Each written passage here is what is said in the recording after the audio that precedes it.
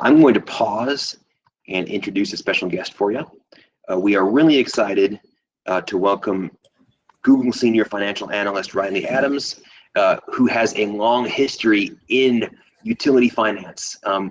Riley, I thank you so much for joining us, and I would love to have you describe your background, and then I have a few questions for you about KPIs of the kind that you used to calculate when you were in the regulated energy utility industry.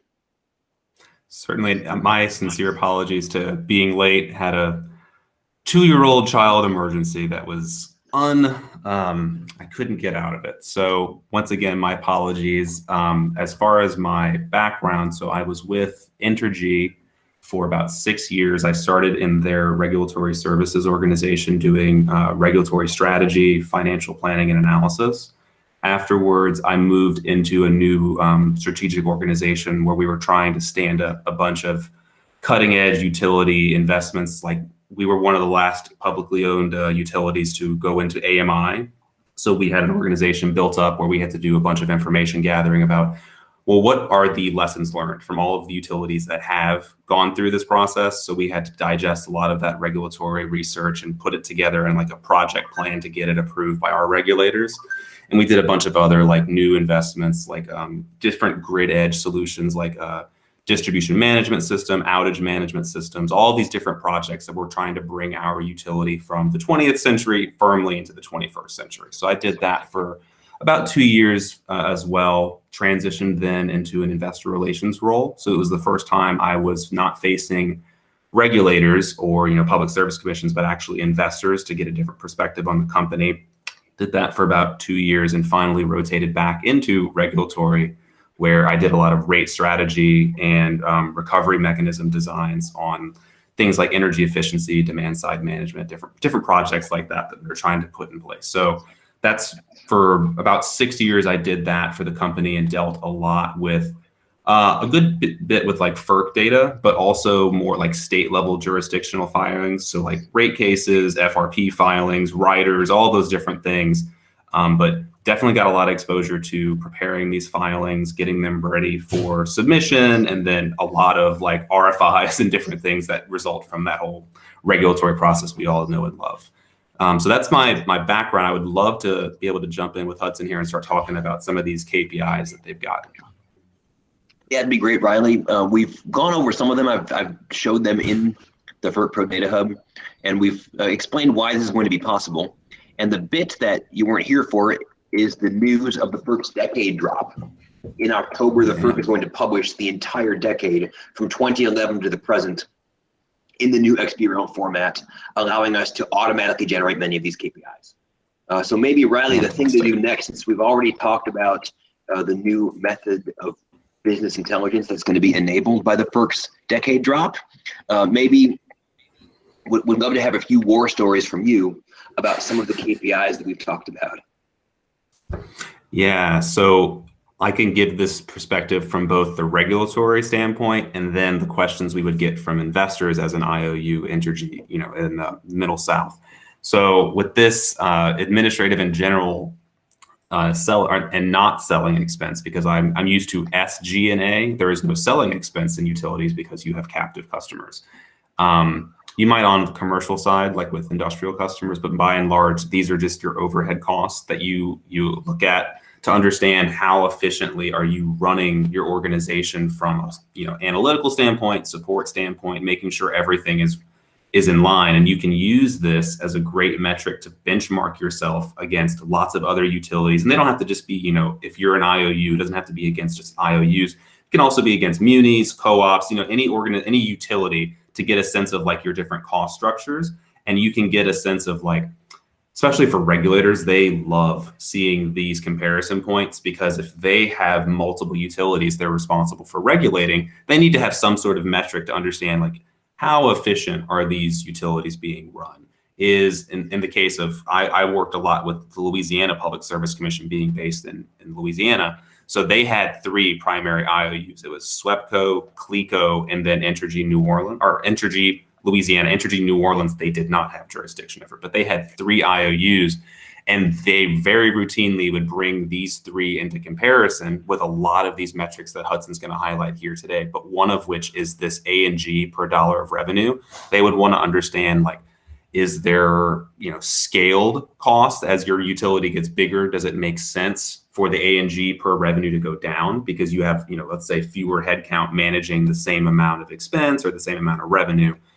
Does that scale? So having a way to quickly calculate this based upon actuals or FERC form data is very valuable for any sort of request you get from a regulator. And likewise with this non-fuel O&M, this is a really important metric, not just for regulators to understand how efficiently you're running your business, but also for our investors, because they want to understand, how efficient is your business, how if you obviously strip out fuel and non-fuel O&M, how cost effectively are you running your business? Are you putting a good bit of money into O&M to fund your operations, or are you able to free up some of your budget to invest in capital intensive projects, which obviously investors want to see because that's how they get their return, by you growing rate base, not by you growing O&M, because you usually just get dollar for dollar recovery on that. You get money primarily from growing rate base and having a high ROE and earning that return. So if you can show these two metrics benchmarked against other utilities, that's a really powerful way for you to make a case about your company is doing XYZ better than your, probably better to say, peers in the utility industry. Riley, we gave a couple of examples already of A&G per dollar of revenue and non-fuel O&M per dollar of revenue live in the FERC Pro Data Hub. So let's move to the next one. I would love to hear some more about your experience in compiling these. Yeah, so when we would do, I was in the strategy group for my first 2 years. I did a lot of analysis for like reporting, where I would go to various sources, some of it FERC, but I've used a good bit of it was very useful for regulators to get the annual reporting, because that's probably the cadence they would need to see. So I would typically use FERC form data for that. But because Entergy, the serviced areas that it operates in, it has a lot of industrial customer growth activity, a lot of people wanting to locate into that territory because of the proximity to the river, the different port structures, it's on the coast. So you have a lot of refineries, big industrial customers that are wanting to locate there. Having a real-time look into what the cost structures are like for industrial rates as compared to other, in this case, competing utilities in the region. Because if you can see Entergy Louisiana has a really compelling, if you have a high load factor as an industrial customer and you can look at their rates, you could use this tool to pull what the average industrial customer rate is as compared to, say, someone in Mississippi who is not an Entergy utility, or someone in Texas, maybe even ERCOT, because you'd want to see is an ERCOT rate comparable to a regulated utility, a co-op, a muni. So having all of this data that you can pull and benchmark is very valuable information to have for an industrial customer. So I did a lot of work pulling this data, preparing monthly or even quarterly reports for our economic development team to have in their hands, that they could go to customers and say, hey, you are a high load factor customer. We have the best rate for you in Arkansas because we have a lot of base load generation up there with nuclear power. It makes a lot of sense for you to locate there. But if you have a lot of variable load with not a great load factor, maybe you need to be in a place with a lot of natural gas generation, because those plants can ramp up and down quickly enough to match your load. Dean, I think you have a question here. Dean, if you may be on mute. Absolutely was on mute. Right again, Hudson. So there's two sides, right, to all this data, right? There are those who are on the compliance side, they have to report it, and then there's those who are trying to use the data, right, to do the analysis side. How does the benchmarking, which is the data, benchmarking side, actually support, or what's its influence on those who have to manage the compliance duties? Yeah, no, that's a great question. So I can speak from a bit of experience with the Louisiana Public Service Commission when we would make filings, for different things that we were making requests for. They, different projects and whatnot, they would want to know, okay, so you guys are proposing, I don't know, $100 million of investment for your AMI. You have a competing utility or another utility in the service territory who, for their number of customers, came in with a $50 million request. How is it that your request on a per customer basis is different than what we're seeing with this other utility? What are they doing differently than you are doing? So having that ability to, from a compliance standpoint, benchmark that's a very valuable tool there for you to have, for this tool to be able to provide that information on FERC actuals once you get a project in motion. I don't know if that answers your question. That would be my experience when understanding from a compliance point of view, providing this information in a timely manner to your regulators. So yeah, let's go just a little bit deeper. So in those who have to deal with compliance, you're saying basically they can be better informed about the competitors because they're using the data on the consumption side.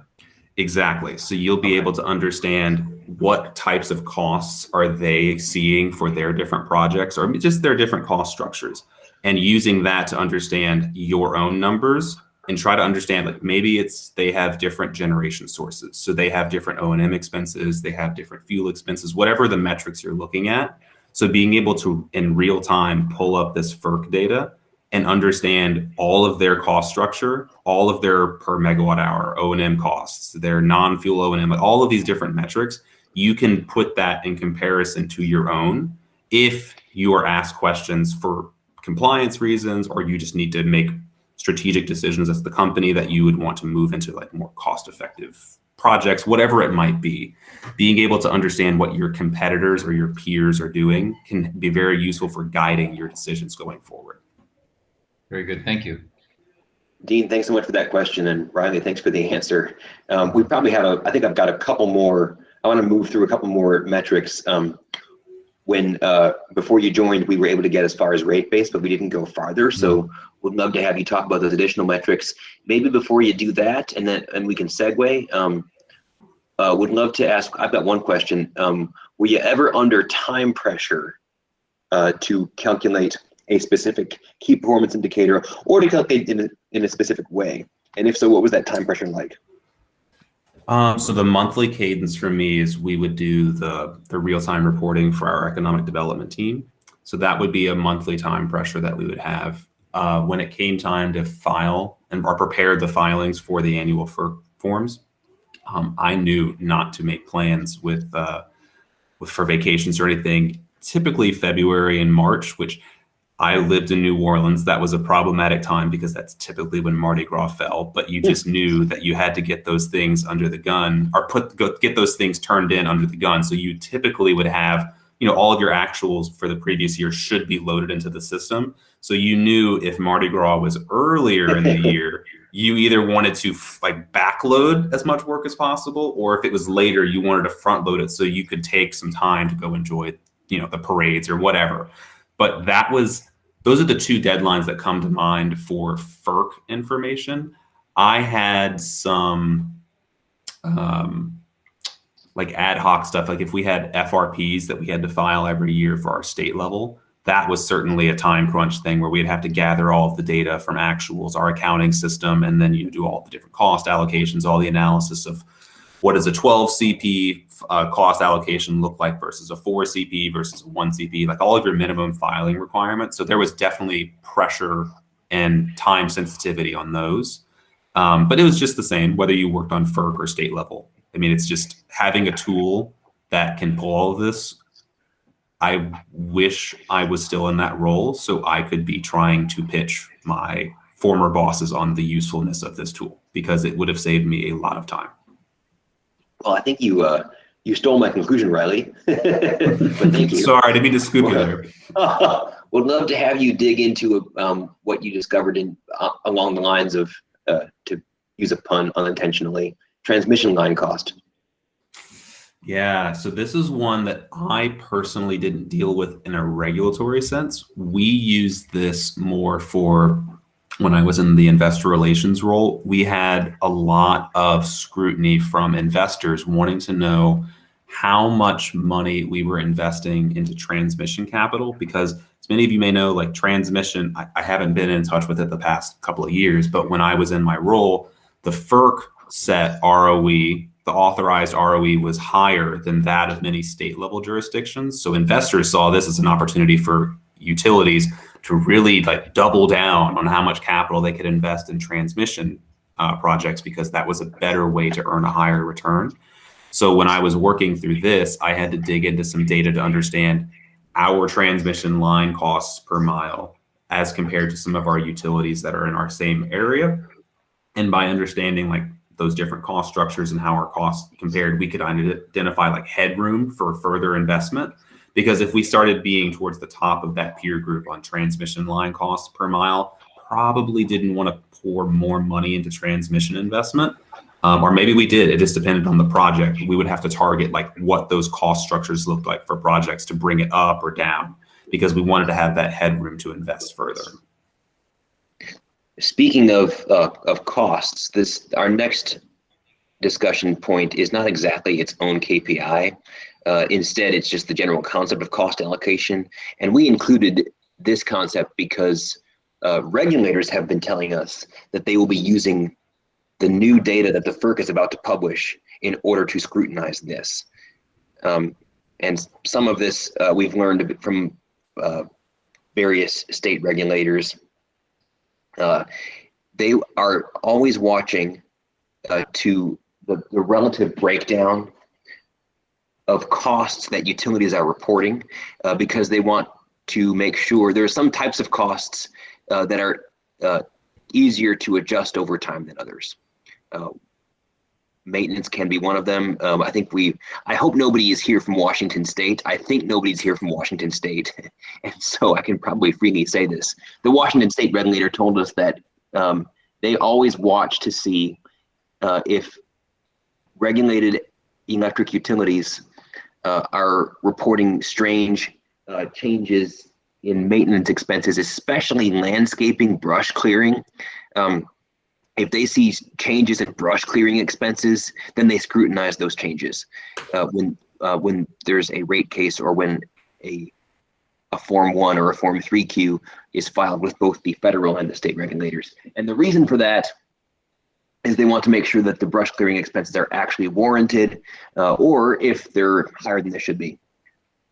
Riley, would love to know if you dealt with cost allocation or with that scrutiny when you were in the electric utility field. Yeah, so two things. First, I want to touch on the brush clearing. I am not by any means suggesting that our CFO was trying to manage earnings on a quarterly basis, but I will say in those seasons where you would have hotter than average weather, so you had greater sales, and we had a base rate case in place, meaning as your sales go up, hey, guess what? You get to make more money that you get to keep. Assuming you don't have to come in for a rate case sooner. On those, like in New Orleans, we had for the longest time a rate case, and just rates were frozen post Katrina. When it would be very hot in those summer months and we would have higher sales, to kind of not make it look so generous to our bottom line, we would try to pull forward some maintenance expenses related to trimming trees. And super in the weeds here, but the City Council of New Orleans allows a much closer than expected distance between the power line and a tree, because they feel it preserves the historic nature of the city by having these beautiful oak trees line all of our streets with power lines running right through them. In most places outside of New Orleans that I saw, the minimum distance was like 6 to 8 feet. In New Orleans, it's closer to 3. So we had a lot more expense allocated to that than you might expect, because you had to just deal with all of these trees for the customer base we had. So there's a lot of scrutiny with that I will say I had to deal with when I was on an Entergy New Orleans project. But the cost allocation is definitely a concern. You were speaking about not like where the costs warranted.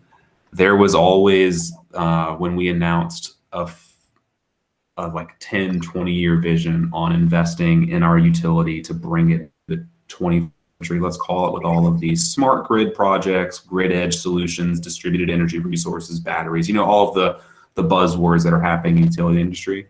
There was always a pushback we would have from regulators when we would propose these things Are you gold plating things? Do you really need these projects? Are they going to result in lower O&M costs so that you can benefit customers? Like, what's the real rationale behind this? Or are you just trying to invest money to invest money? So there was constantly that back and forth of trying to justify why we needed to have whatever projects we were proposing. And then how, if we did justify them, those costs would be allocated between the different customer classes. So yeah, that was certainly an issue we had to very regularly deal with in my roles. Oh, thanks very much. One thing that we've been showing as Riley's been describing this is that we're able to calculate individual costs and visualize them using the visual analytics tool. And when the decade drops, we'll be able to do that across an entire decade. Riley, I would love to know if you've got, you've got some distance from the electric utility industry. You're not in the industry anymore. We've talked a little bit about the ability to pull these numbers directly. We've talked about the FERC Pro Data Hub. As you think about the work that you used to do, say without the FERC Pro Data Hub and without the FERC's decision to do this decade drop, how do you think your work could have been more efficient without those technologies? Is there any way it could have been incrementally improved? So we did have, because we knew our internal filings, we all prepared everything in Excel. We knew all of our internal stuff, so the tool is useful for looking beyond your own utility system and all of their costs, and being able to do that same level of analysis on every utility that files a FERC Form 1 or any FERC forms. So having that insight, because we would always have to come in with cost benefit analysis and different, hey, here are examples of utilities that have done similar projects. Here's how it went for them. Just when we're justifying everything, being able to access all of that data in an easy way instead of having to just painfully go pull FERC Form 1s from their website, download them as PDFs, scrape the numbers, put them into an Excel file. Like, having that done in an automated fashion that is accessible for every utility, it would have saved, because like you spend so much time scraping and downloading data and manicuring it into a place where you can actually do the analysis, that I would say easily 2/3 of my time was spent gathering data, with maybe 1/3 of it left over for the actual analysis. And I can't tell you like how it felt rushed at times when we were trying to get things out the door because of internal filing deadlines we were trying to meet, but we didn't have enough time to really do that analysis, think through options. It was always, I don't want to say it was ever half baked, but it never felt like we had enough time to do the analysis. So having a tool that could pull all of this data into one usable dashboard in space would have saved us so much time. Thanks so much, Riley. And on behalf of all of us at H-Data and the FERC Pro Data Hub, we really appreciate Riley's being able to share with us today some of his insights and memories from building key performance indicators and applying them in the electric utility industry. To all of you, stay tuned for more news and views about the FERC decade drop. We look forward to being able to deliver for you every number from every schedule, from every FERC form filed by every electric utility from every year from 2011 to the present.